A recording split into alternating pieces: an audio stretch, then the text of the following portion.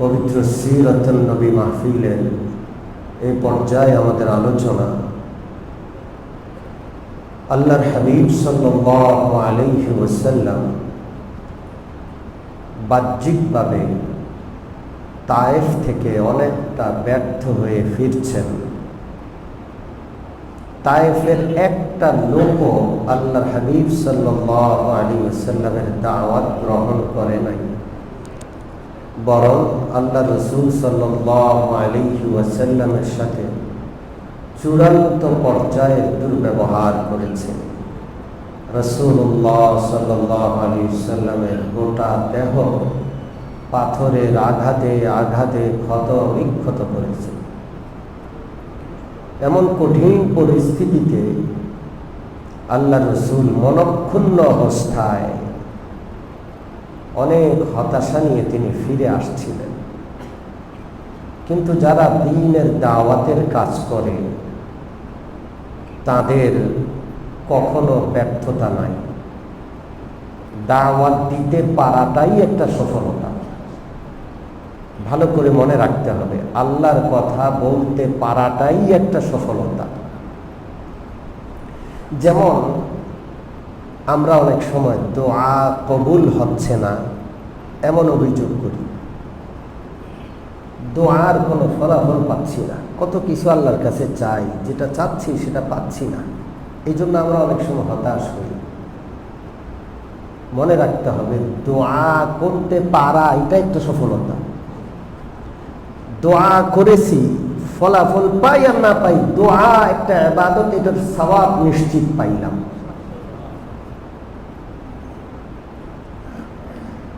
ফলাফলের ব্যাপারে হাদিসে 3 প্রকারের কথা আছে। রাসূলুল্লাহ বলেছেন, দোয়া কেউ করলে যদি হারাম না খায়, হারাম যদি খায় দোয়া কবুল হয় না।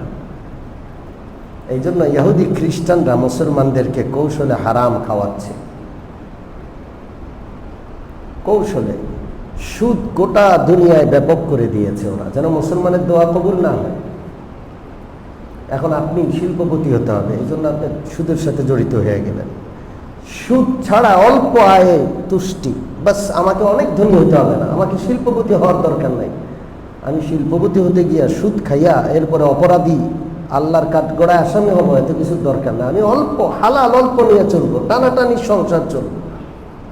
এরকমের মানুষ অনেক কম, অনেক কম।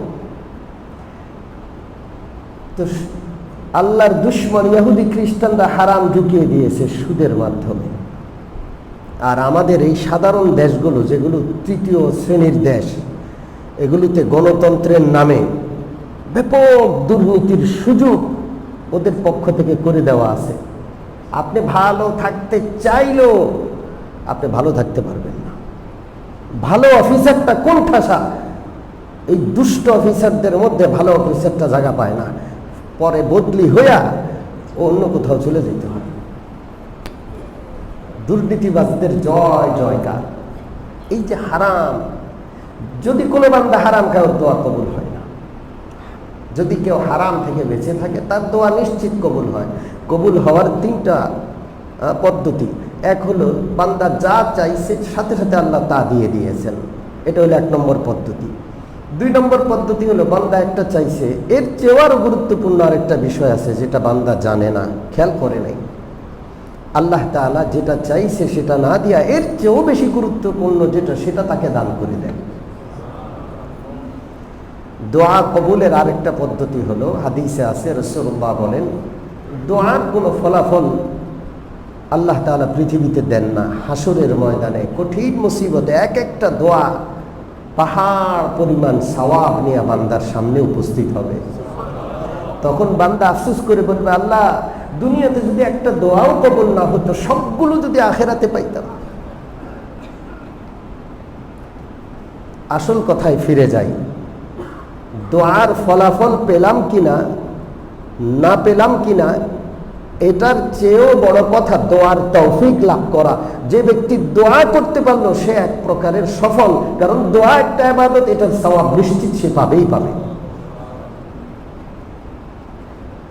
এই জন্য কখনো হতাশ হব না, প্রতিদিন দোয়া করব, প্রতিদিন যেমন নামাজ পড়ব, প্রতিদিন যেমন কিছু জিকির আজকার করি, প্রতিদিন আল্লাহর কাছে অন্তত পক্ষে কিছু সময় দোয়ার অভ্যাস করব ইনশাআল্লাহ। তা আমি দোয়ার দৃষ্টান্তটা কেন টানলাম? দাওয়াতের সফলতা বোঝানোর জন্য। যে দাওয়াত দিতে পারলো সে সফল, অন্যরা কবুল করলো কি করলো না, আচ্ছা অন্যদের দিল কার হাতে? এই যে কিছু গত 2 সিরাতুন নবী মাহফিল আবু তালেবের কথা আলোচনা হলো। আবু তালেব এত এত ইসলামের সাহায্য করেছে, রাসূলুল্লাহকে সে ঢাল হয়ে রক্ষা করেছে, তার কপালে ঈমান ছিল না। আবু তালেবের দিল কার হাতে? আল্লাহ। তো এই জন্য রাসূলুল্লাহ সাল্লাল্লাহু আলাইহি ওয়াসাল্লাম অনেক মনক্ষুণ্ণ হয়ে ক্ষতবিক্ষত অবস্থায় তায়েফ থেকে ফেরত আসছেন। একটা লোকও রাসূলুল্লাহর দাওয়াত গ্রহণ করেনি, রাসূলুল্লাহকে ক্ষতবিক্ষত করেছে। কিন্তু দাওয়াত কখনো বৃথা যায় না। রাসূলুল্লাহ সাল্লাল্লাহু আলাইহি ওয়াসাল্লাম ফজরের নামাজে তেলাওয়াত করছেন, নাখলা এলাকায় জিনদের একটা দল এসে রাসূলুল্লাহর তেলাওয়াত শুনে আকাশে শোনা অবস্থায় তারা মুসলমান হয়ে গেছে। আমি গত সপ্তাহে জিন সম্পর্কে একটু আলোচনা করেছিলাম। জিন আল্লাহর একটা মাখলুক। মানুষ যেমন সত্য আল্লাহর একটা সৃষ্টি, জিন আল্লাহ তাআলার একটা সৃষ্টি। আমরা দেখি না, না দেখলেও আছে।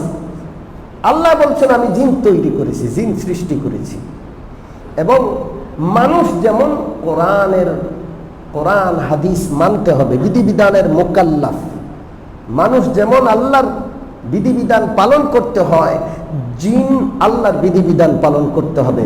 মানুষের যেমন হিসাব নিকাশ পরকাল আছে, জিনদের হিসাব নিকাশ পরকাল আছে। মানুষের জন্য যেমন জান্নাত জাহান্নাম আছে, জিনদের জন্য জান্নাত জাহান্নাম আছে। যদি কেউ বিশ্বাস না করে তাহলে সে কাফের হয়ে যাবে। সূরাতুল জিন একটা সূরাই আছে।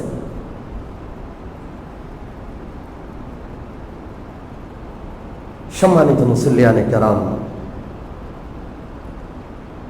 জিনরা কোথায় থাকে গত সপ্তাহে একটু করে বলেছিলাম। বন জঙ্গলে,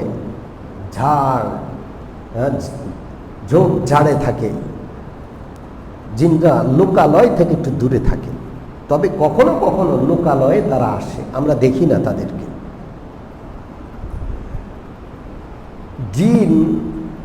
জিনের দেহ আছে, শরীর আছে, আমরা দেখি না। যেমন বাতাস আছে কি না নাই, আর্দ্রতা আছে না নাই, শুষ্কতা বাতাসে আছে না নাই, আমাদের চোখে ধরা পড়ে না, কিন্তু এটা আছে, এটাকে বিশ্বাস করি। ঠিক তদ্রূপ জিন আছে। আমাদের মুসল্লিদের মধ্যে, শ্রোতাদের মধ্যেও জিন থাকতে পারে, শ্রোতাদের মধ্যেও এখানে জিন থাকতে পারে, মুসল্লিদের মধ্যেও জিন আছে। তবে মানুষের চাইতে জিনের হায়াত অনেক দীর্ঘ, অনেক লম্বা হায়াত পায়। এবং যার হায়াত যত দীর্ঘ তার পরকালের চিন্তা তত কমে যায়। এই জন্য জিনদের মধ্যে নাফরমান বেশি পরিমাণে মুশরিক, বেশি পরিমাণে নাফরমান। খুব অল্প জিন আছে যারা ভালো। জিন মানুষের ক্ষতি করে। আর গুরুত্বপূর্ণ একটা কথা হইল, ইবলিস শয়তান জিনেরই একটা প্রকার। কানা মিনাল জিন্নি, পবিত্র কোরআনে আল্লাহ বলছেন ইবলিস এটা জিনেরই একটা প্রকার। এই জন্য মানুষ শয়তান, জিন শয়তান এর চক্রান্ত থেকে আমরা কার কাছে আশ্রয় চাই? জিনদেরকে আল্লাহ তাআলা মানুষের মধ্যে প্রভাব বিস্তার করা, দূর থেকে সে তাকাবে, আপনার শরীর অসুস্থ হয়ে যাবে। এই ক্ষমতা আল্লাহ তাকে দিয়েছেন। আপনার উপর ভর করবে, আপনি দেখবেনও না, আপনাকে কষ্ট দিবে। এই জিন নামক দুষ্ট থেকে, এই শয়তান থেকে সবসময় আল্লাহর কাছে আশ্রয় চাওয়ার জন্য আল্লাহ তাআলা এবং আল্লাহ রসুল পবিত্র কোরআন এবং হাদিসে অসংখ্য শিক্ষা দিয়েছেন। আমাদের কাছে অনেক লোক আসে, অনেক মা বোনরা আমাদের ঘরে আসেন, পর্দার আড়াল থেকে তারা বলেন জিনের উপদ্রবে তারা কষ্ট পান। জিনের উপদ্রব থেকে, জিনের অনিষ্ট থেকে বাঁচার জন্য অনেক আমল আছে। আমি আজকে খুব সংক্ষেপে জিনদের থেকে বাঁচার জন্য কিছু আমল আপনাদেরকে বলবো, এবং যেই সকল কাজ করলে জিনদের দ্বারা আক্রান্ত হতে পারে সেই সকল বিষয়েও সামান্য কিছু আলোচনা করব। প্রথমে বলি, রাসূলুল্লাহ সাল্লাল্লাহু আলাইহি ওয়াসাল্লামের এই তায়েফ থেকে ফিরার পথে নাখলা নামক এলাকায় ফজরের নামাজের তেলাওয়াত শুনে জিনদের একটা দল মুসলমান হয়ে যায়। শুধু কোরআন শ্রবণ করে তারা মুসলমান হয়ে যায়। তারা তাদের গোত্রে গিয়া দাওয়াত দেয়, তাদের গোত্রের লোকেরাও মুসলমান হয়। আল্লাহ রসুলের সাথে এই পর্যায়ে তাদের সাক্ষাৎ হয় নাই। তারা আল্লাহ রসুল সাল্লাল্লাহু আলাইহি ওয়াসাল্লামের জীবদ্দশায় কম পক্ষে 6 বার রাসূলুল্লাহর সাথে সাক্ষাৎ করেছে। কমপক্ষে কয়বার? আমার যতটুকু পড়াশোনা এর মধ্যে 2 বার মক্কা নগরীতে, 3 বার মদিনাতে, 1 বার মক্কা এবং মদিনার বাহিরে কোন সফরে, যুদ্ধের সফরে। কয়বার কোথায় বললাম? 6 বার। 2 বার মক্কায়, 3 বার মদিনায়, আর 1 বার মক্কা মদিনার বাহিরে কোথাও। কয়বার মোট?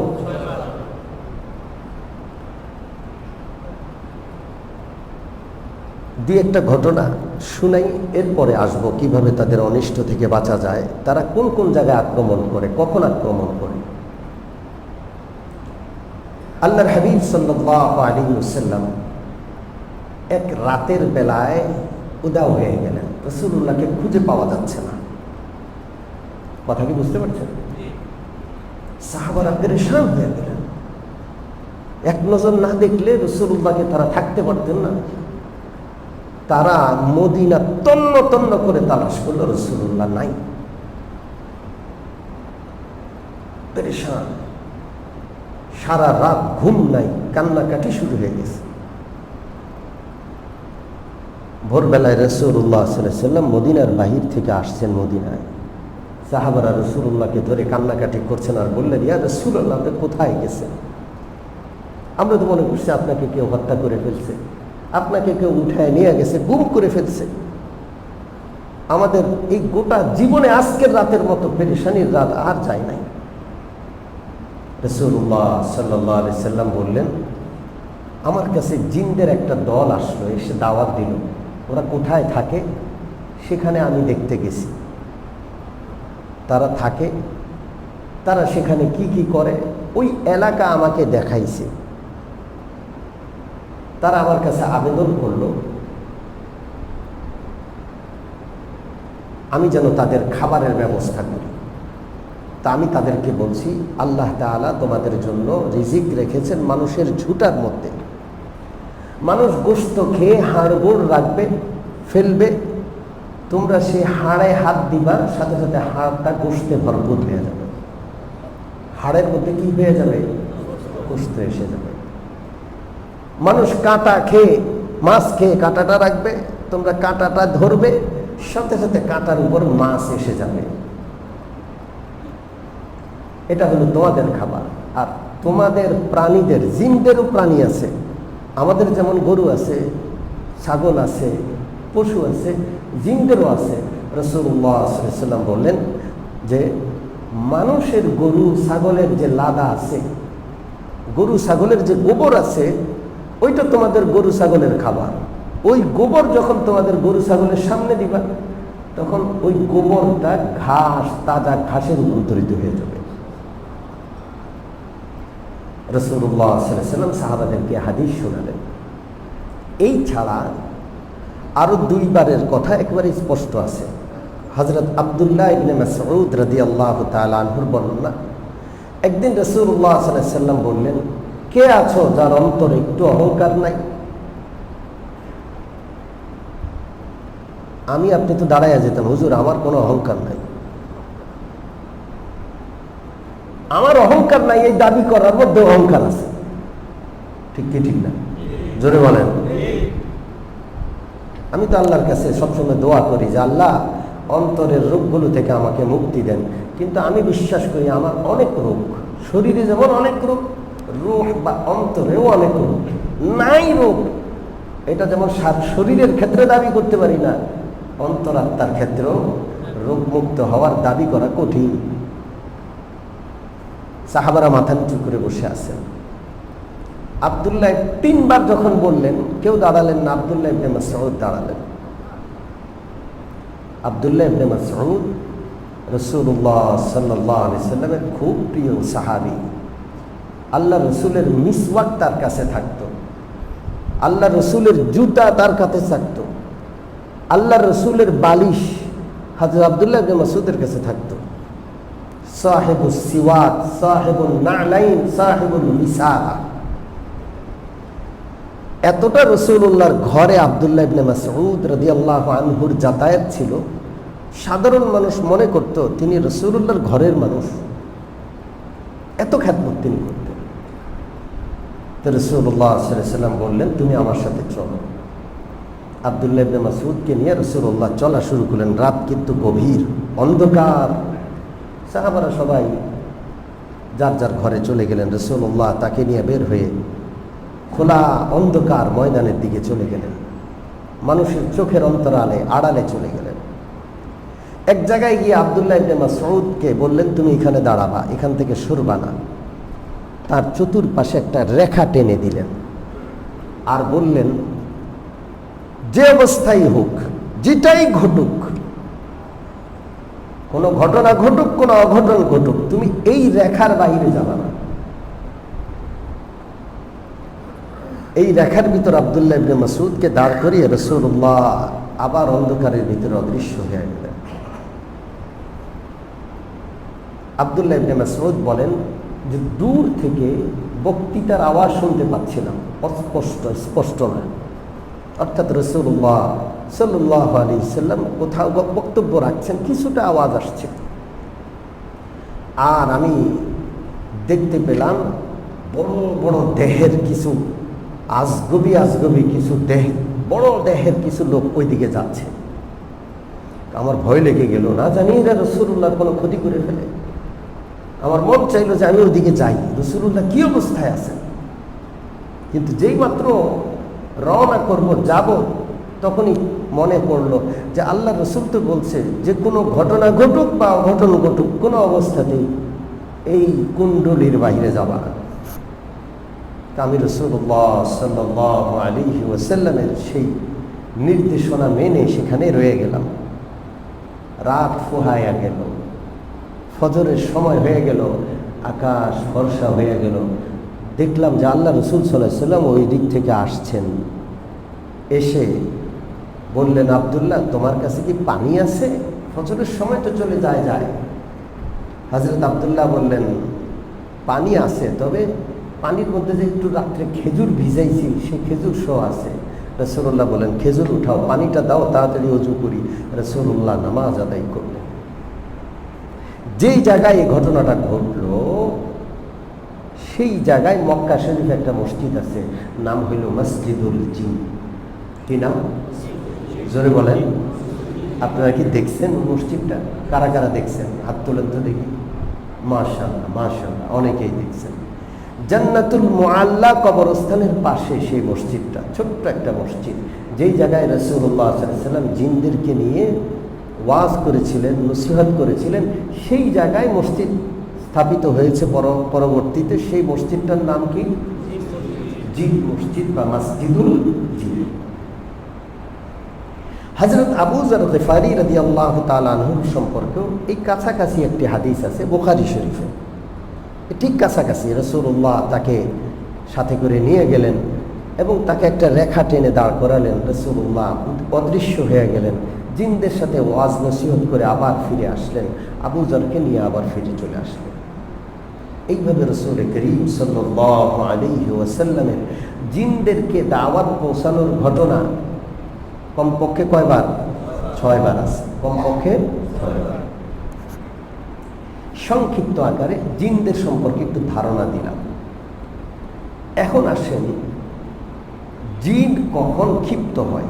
আমাদের আশেপাশে জিন আছে। কখন ক্ষিপ্ত হয়? জিনদের খাবার নষ্ট করলে জিন ক্ষিপ্ত হয়। আপনি খেতে বসছেন, খেয়ে হাড় গোড় ঝুটা যেটা আছে ওটার মধ্যে পানি ঢেলে দিলেন, কি ঢেলে দিলেন? জিন ক্ষিপ্ত হয়ে যাবে। এটা করবেন না। সন্তানদেরকে, ঘরের মহিলাদেরকে শিখাবেন যে এটা জিনদের খাবার, আল্লাহর মাখলুক, তাদের খাবার নষ্ট করলে তাদের অধিকার নষ্ট হয়, গুনাহ হয়।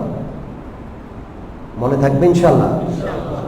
পানি ঢাললে খাবারটা নষ্ট হয়ে যায়, স্বাদ নষ্ট হয়ে যায়। এই জন্য খাবারের পরে যে ঝুটা বা যে বাকি খাবার বাঁচে সেটাকে সুন্দর করে রেখে দিয়ে পরে দূরবর্তী কোথাও ফেলে দিতে হবে। 2 নম্বর, জিনরা আক্রমণ করে, আসর করে যখন কেউ নুপুর পড়ে। নুপুর, ঝুনঝুন ঝুনঝুন নুপুর। অনেকে আছে মেয়েদেরকে নুপুর পরায়, আছে না নাই? নুপুর পরাবেন না। নুপুরের ঝুনঝুন আওয়াজে জিন আকৃষ্ট হয়। জিন কি হয়? আকৃষ্ট হয়, জিন ধরে। আমার কাছে অনেক বাচ্চাদেরকে নিয়ে আসে এই পার্কে, এই মহিলাদের পার্কে, নুপুর পরায় আনছে, আসর করে বসছে। এখন খায়ও না, ঘুমায়ও না, চিৎকার দিয়ে উঠে, ভয় পায়, কি জানি দেখে, তাকায় থাকে। আপনি এগুলো এই সেক্টরের ঘটনা আপনাদেরকে শোনাচ্ছি। এই জন্য আপনার আদরের সন্তানটাকে, আদরের মেয়েটাকে, নাতিনটাকে কি পরাবেন না? জোরে বলেন, নুপুর পরাবেন না। জিন আক্রমণ করে, জিনের সম্পর্ক নাপাকের সাথে, অপবিত্র জিনিসের সাথে। আর আপনি কি জানেন পৃথিবীর সবচেয়ে অপবিত্র কি? সবচেয়ে অপবিত্র হলো ভাস্কর্য, মূর্তি। এটা অনেক দুর্গন্ধ, আমি আর আপনি অনুভব করি না। শিরকের দুর্গন্ধের কথা সূরাতুল হজ, পবিত্র কোরআনের সূরাতুল হজ আছে, ফাজতানিবুর রিজসা মিনাল আওসানি ওয়াজতানিবু কাওলা যুর। আর এই মূর্তির পরে হইল ছবি। ঘরের মধ্যে কোনো ছবি রাখবেন না, মূর্তি রাখবেন না। এই মূর্তির ভিতরে এসে জিন বাসা করে। কি করে? জোরে বলেন, বাসা করে। কোনো ছবি রাখবেন না, কোনো মূর্তি, পুতুল রাখবেন না ঘরে। এই জন্য অনেক সময় আমরা টের পাই না। আপনি সিসি ক্যামেরাতে অনেক সময় দেখলে, আপনি ইউটিউবে পাবেন, অনলাইনে পাবেন, যে ঘরের মূর্তিটা নড়াচড়া শুরু করছে। ছোট বাচ্চা ভয় পেয়ে গেছে। সে এভাবে ছিল, একটু এভাবে ঘুরে গেছে, এভাবে ছিল, এভাবে ঘুরে গেছে, বা এভাবে তাকায় আছে। এখন চোখ, সে চোখ মেলা, চোখ উঠানামা করা শুরু করছে। ছোট বাচ্চা দেখে সে তো ভয় পেয়ে গেছে। বাস এক ভয়ে তার জিন্দেগি শেষ। কথা কি বুঝতে পারছেন? ঘরের ভিতরে আজকে ঢুকেই যত ভাস্কর্য আছে, প্রাণীর যত ছবি আছে, সব ফেলে দিবেন। এগুলোর মাধ্যমে জিন ঘরে আসে। এরপর বাথরুম যদি কেউ রেখে দেয়, দুর্গন্ধ, নাপাক, অপবিত্র, এর মাধ্যমে জিন আসে। অনেক সময় ছোট বাচ্চাকে পেশাব করায়, বাথরুম সারায়, ছোট্ট কি পাওয়া যায়, কমোড পাওয়া যায়, ওইটাকে খাটের নিচে রেখে দেয়, ওইটাকে রেখে দেয়, ওইটা সারা রাত থাকে। অনেক সময় বুড়া মানুষরাও এটা করে, সারা রাত ওইভাবে পড়ে থাকে। ওই নাপাকের মধ্যে জিন আসে, ওদের সাথে নাপাকের সম্পর্ক। এই জন্য বাথরুমে ঢুকার সময় আল্লাহ রাসূল সাল্লাল্লাহু আলাইহি ওয়াসাল্লাম আমাদেরকে দোয়া শিখিয়েছেন, আল্লাহুম্মা ইন্নী আউযু বিকা মিনাল খুবসি ওয়াল খাবাইস। এই খুবস, খাবাইস সব হলো দুষ্ট জিন। এরা বাথরুমে থাকে, এদের সাথে অপবিত্র গান্দা জিনিসের সাথে সম্পর্ক। এই জন্য বাথরুমে বেশি সময় থাকতে নাই। বাথরুমে বেশি সময় থাকে, এটা মানসিক সমস্যা। আর বাথরুমে যে বেশি থাকে তার মানসিক সমস্যা বাড়তেই থাকে। সে মনে করে সে খুব পবিত্র হচ্ছে, না, তার পবিত্রতার ব্যাপারে সূচিবায়ু রোগ তৈরি হচ্ছে। এর ক্ষেত্রে জিনের প্রভাব আছে। যাই হোক, ঘরের ভিতরে মল মূত্র এগুলো রাখবো না। আর বাথরুমকে পরিচ্ছন্ন রাখবো, দুর্গন্ধমুক্ত রাখবো। হাই কমোড হইলে পরিষ্কার পরিচ্ছন্ন করে হাই কমোডকে ঢেকে রাখবো। মনে থাকবে ইনশাআল্লাহ। এরপর প্রাণীর চামড়া রাখবো না, এগুলো কিন্তু সব হাদিসে আছে। এই কথাগুলো আমি হাদিসের রেফারেন্স দিচ্ছি না, কিন্তু সবগুলো কোথায় আছে? হাদিসে। রাসূলুল্লাহ বলে দিয়েছেন জিন কোথায় আসে, আক্রমণ কোথায় হয়। ঘরের মধ্যে প্রাণীর চামড়া রাখবেন না। প্রাণীর চামড়া, কেউ হরিণের চামড়া রেখে দেয়, এবং ধনী মানুষরা বাঘের চামড়া রাখে। কিসের চামড়া? জোরে বলেন। বাঘের চামড়া। এটাকে একটা ফ্যাশন মনে করা হয়, অথচ এই যে প্রাণীর চামড়া আপনি ঘরে রাখলেন, এটার কারণে আপনার ঘর জিনের আস্তানা হবে। মনে থাকবে ইনশাআল্লাহ। ঘরের মধ্যে কুত্তা রাখা যাবে না। যারা কুকুর রাখে ঘরে, তাদের ঘরে শয়তান আর জিনের বাসা হয়। হাদিসে আছে কুকুরের সাথে জিনের একটা আলাদা সম্পর্ক।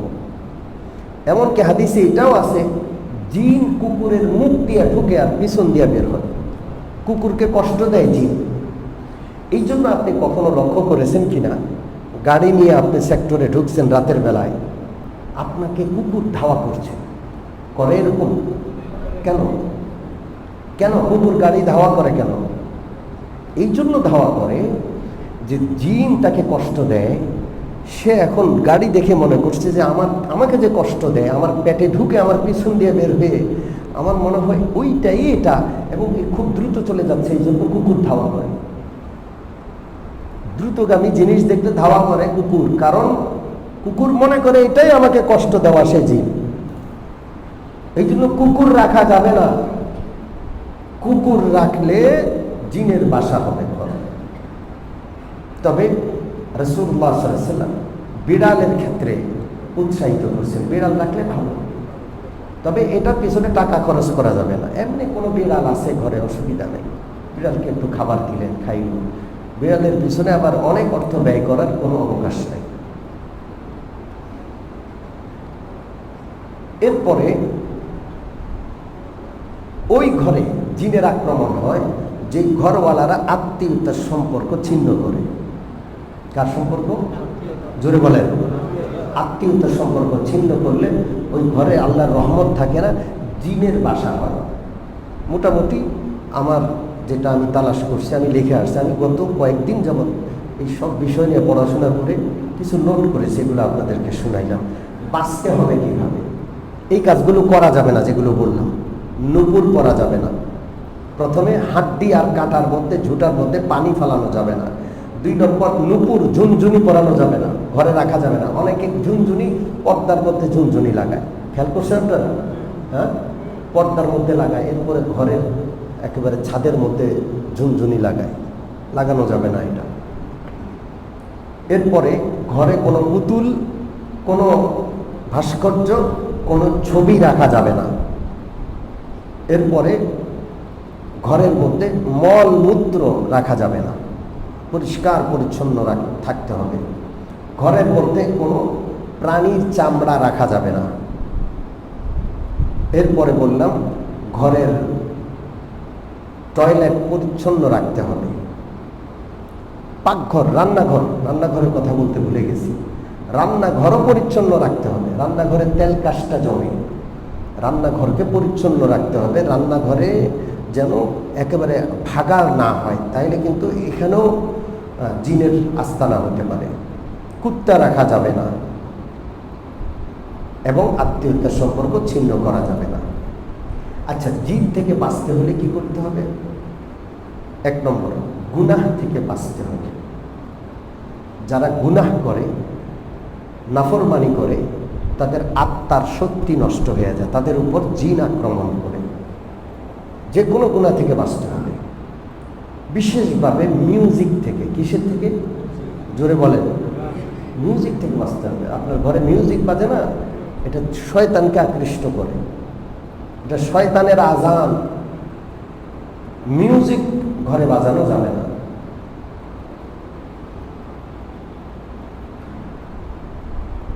নামাজ আদায় করতে হবে।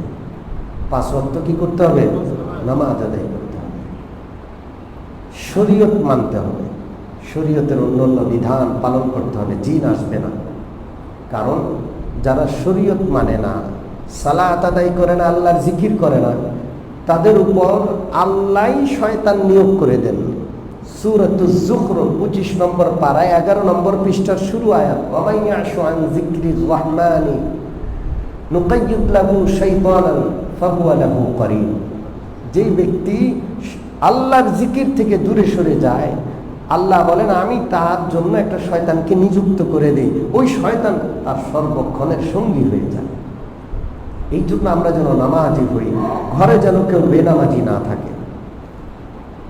এরপর সকাল সন্ধ্যার কিছু তাসবিহ আছে, সকাল সন্ধ্যার তাসবিহ। রাসূলুল্লাহ সকালে এই দোয়াগুলো পড়তেন, সন্ধ্যাবেলায় এই দোয়াগুলো পড়তেন। যেমন আয়াতুল কুরসি আছে, সকালবেলায় পড়তেন। 5 ওয়াক্ত নামাজের পর আয়াতুল কুরসি পড়ার কথা আছে। রাত্রে ঘুমানোর সময় আয়াতুল কুরসি পড়ার কথা আছে। আয়াতুল কুরসির বর্ণনা করতে গেলে 1 বয়ান 2 বয়ানে হবে না, কয়েকদিন কথা বলা লাগবে। আয়াতুল কুরসি যেন আপনি মুখস্থ পারেন, আপনার সন্তানরা যেন আয়াতুল কুরসি মুখস্থ পারে। এরপর আরেকটা দোয়া আছে, সকাল সন্ধ্যায় পড়া যায়, আউযু বিকালিমাতিল্লাহি তাম্মাতি মিন শাররি মা খালাক। যাই হোক, এরপরে 3 নম্বর হলো খাবারের শুরুতে বিসমিল্লাহ পড়তে হবে। হাদিসে আছে যদি খাবারের শুরুতে বিসমিল্লাহ না পড়া হয়, ওই খাবারের মধ্যে শয়তান অংশগ্রহণ করে। শয়তান কি করে? অংশগ্রহণ করে। এরপরে ঘরে ঢুকার সময় বিসমিল্লাহ পড়ে ঢুকতে হবে। হাদিসে আছে, রাসূলুল্লাহ বলেন যদি কেউ বিসমিল্লাহ পড়া ছাড়া ঘরে ঢুকে, তখন শয়তানের নেতা চেলাপেলারে ডাক দিয়া বলে, এই আসো, এই ঘরে আসো, তোমাদের আজকে এখানে রাত যাপন করার, এখানে খাবার দাবার সহ এখানে অবস্থান করার সুযোগ হয়ে গেছে, আসো। আর যখন বিসমিল্লাহ পড়ে ঘরে ঢুকে, তখন শয়তান বলে, আহারে আজকে এই ঘরে আমাদের আর জায়গা হইল না, আমাদের খাবারের ব্যবস্থা হইল না, থাকার আয়োজনও হইল না। হাদিস আছে, হাদিস। এরপরে 4 নম্বর হলো হাই আসে না, হাই বুঝেন তো নাকি? হ্যাঁ, হাই আসলে হাইকে দমানোর চেষ্টা করা, হাই না দেওয়া।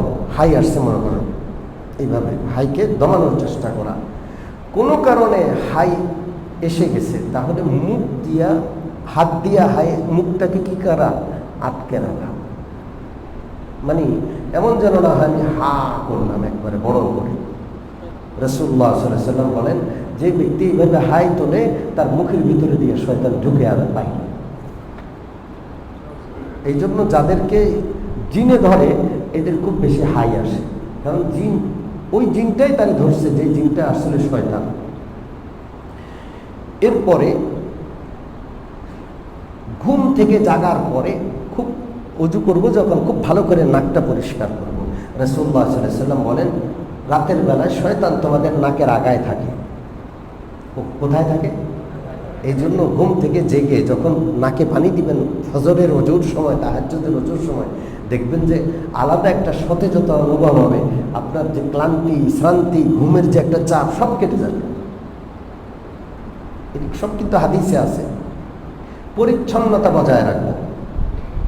ময়লা কাপড় ঘরের ভিতরে, ঘামের গন্ধ ময়লা কাপড়ের ডিপু করে রাখছে, এর দ্বারা জিনবুত বাসা বানায়। এক তো হলো পরিষ্কার পরিচ্ছন্ন, ময়লা কাপড় জমাবো না। দ্বিতীয়, কোনো কারণে জমে গেছে, তাহলে এটাকে ঢেকে রাখবো। কি করে রাখবো? ঢেকে রাখবো। বালতির ঢাকনা অথবা কোনো একটা পাত্রের ঢাকনা দিয়ে ঢেকে রাখবো। টয়লেট পরিষ্কার রাখার কথা তো আগে বলেছি। সবচেয়ে গুরুত্বপূর্ণ হলো কোরআনে পাকের তেলাওয়াত হতে হবে ঘরে। কি হতে হবে? জোরে বলেন। আমাদের ঘরে গান হয়, তেলাওয়াত হয় না, তো শয়তান তো আসবে। এই শয়তান স্বামী স্ত্রীর মধ্যে দ্বন্দ্ব লাগায়। এই শয়তান বাবা সন্তানের মধ্যে দ্বন্দ্ব লাগায়, মা মেয়ের মধ্যে দ্বন্দ্ব লাগায়, বউ শাশুড়ির মধ্যে, ননদ ভাবির মধ্যে দ্বন্দ্ব লাগায়, জালে জালে দ্বন্দ্ব লাগায়। তেলাওয়াত হইলে শয়তান দূর হবে। বিশেষ করে সূরা বাকারা, বিশেষ করে কোন সূরা? এরপর আরেকটা গুরুত্বপূর্ণ বিষয় হলো কখনো গর্তে পেশাব না করা। মনে করেন আপনি বাহিরে কোথাও আছেন, ঘটনা চক্রে একটু পেশাব করতে হবে, আপনার গর্তের ভিতরে পেশাব করবেন না। মনে থাকবে, এই গর্তের ভিতরে সাপের আকৃতিতে অনেক সময় কি থাকে? জিন থাকে। 10 নম্বর, ঘরে যদি কখনো সাপ দেখেন, আপনার ঘরের ভিতরে হঠাৎ আপনি একটা সাপ দেখলেন, এটাকে হুট করে মেরে ফেলবেন না, সুযোগ দিবেন। কথা হাদিসে আছে, সুযোগ দিবেন, প্রয়োজনে কথা বলবেন যে জিন হলে চলে যাও, জিন হলে চলে যাও। এরপরেও যদি না যায় তাহলে মেরে ফেলেন। এই সম্পর্কে একটা ঘটনাও আছে, আজকে বলার সময় নেই। এরপরে 11 নম্বর হলো, স্ত্রীর সাথে একত্র যখন হবেন অবশ্যই দোয়া করবেন। হাদিসে আছে, যদি কেউ স্ত্রীর সাথে একসাথে হলো অথচ দোয়া করলো না, তাহলে ওখানে শয়তান যুক্ত হয়ে যায়, শয়তান শরীক হয়ে যায়। নাউযুবিল্লাহ। এই জন্য এই দোয়াটা পড়ব, বিসমিল্লাহ আল্লাহুম্মা জান্নিবিশ শাইতানা ওয়া জান্নিবিনাশ শাইতানা মা রাযাকতানা। শয়তানকে আমার থেকে দূরে রাখুন, আমাদেরকে শয়তান থেকে দূরে রাখুন। এভাবে আল্লাহর কাছে দোয়া করবেন। সর্বশেষ ছোট্ট বাচ্চাদেরকে সন্ধ্যাবেলায় বাইরে যেতে দিবেন না। কোন সময়? সন্ধ্যাবেলায়। আমরা তো আমাদের মা বাবারা সন্ধ্যায় করতে গেল, কি আশ্চর্য! অথচ সন্ধ্যাবেলায় সবাই ঘরে থাকবে এবং ঘরের দরজা জানলা বন্ধ করে দেওয়ার কথা রাসূলুল্লাহ বলছেন। কারণ রাসূলুল্লাহ বলেন, সন্ধ্যাবেলায় শয়তানদের আনাগোনা বেড়ে যায়, চলাফেরা বেড়ে যায়।